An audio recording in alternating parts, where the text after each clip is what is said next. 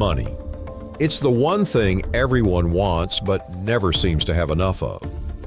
But have you ever stopped to ask, where did money even come from? Before Bitcoin, before dollars, before even coins, humans traded seashells, cows, and even massive stones that couldn't be moved.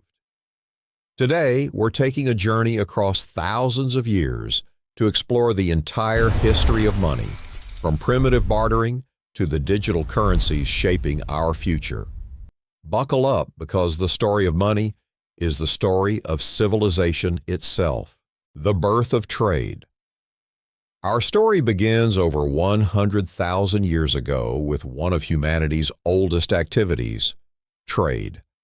Imagine you're a hunter with too much meat, and your neighbor is a toolmaker with extra spears. Instead of fighting over resources, you trade. Simple, right? This is called the barter system, the first form of money. But there's one huge problem. What if you want shoes and the shoemaker doesn't want your meat? This is known as the double coincidence of wants. It's like needing someone on Craigslist who wants exactly what you're selling and happens to have exactly what you want in return. Pretty inefficient. To solve this problem, early societies started using commodity money, items that everyone agreed had value. In parts of Africa, people used cowrie shells. In Mesopotamia, they used barley. In some places, cattle themselves were currency. And on the Pacific island of Yap, they used gigantic stone wheels, some so heavy they couldn't even move them. Ownership was transferred by word of mouth, imagine Venmo, but with boulders. Fast forward to around 600 BC. The Kingdom of Lydia, in what is now Turkey, minted the world's first metal coins. Made of electrum, a natural mix of gold and silver, they standardized value in trade. Suddenly, transactions became easier. A coin wasn't just shiny metal. It represented trust in the government that minted it. Coins spread like wildfire across Greece, Rome, India, and China, becoming the foundation of economies for centuries. But carrying around sacks of metal isn't very convenient. Enter paper money. Around the 7th century, the Chinese Tang dynasty pioneered the use of paper notes, later perfected under the Song dynasty. Merchants would deposit coins with trusted shops and carry a piece of paper instead, the first banknotes. Marco Polo was so astonished when he visited China in the 13th century that he wrote about this strange paper that passed as real money.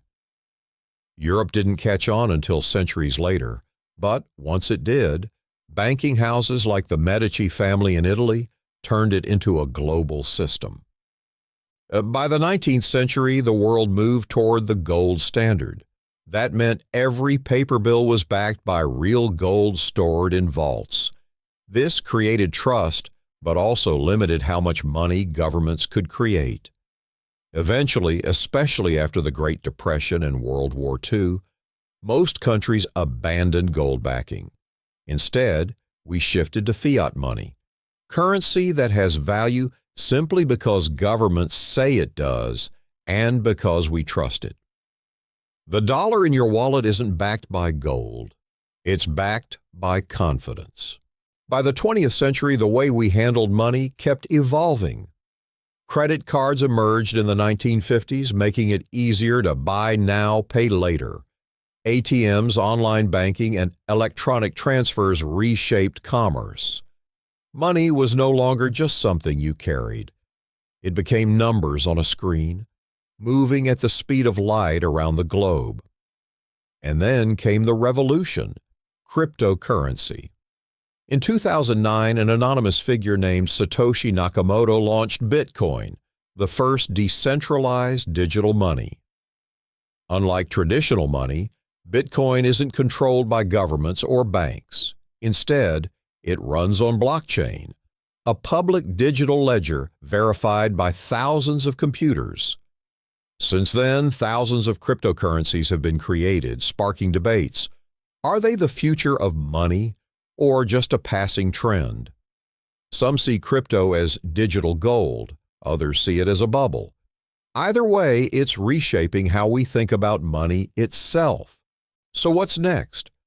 Will we all be using crypto wallets? Will central banks issue digital currencies? Or will money as we know it disappear completely? What's clear is this: from shells to coins, paper to plastic, and now digital to decentralized, money has always been more than just currency. It's a story of trust, power, and human innovation. The history of money is really the history of us. If you enjoyed this journey through the history of money, hit that like button, subscribe for more deep dives into history, and let me know in the comments. Do you think crypto is the future, or just hype? Thanks for watching, and until next time, spend wisely.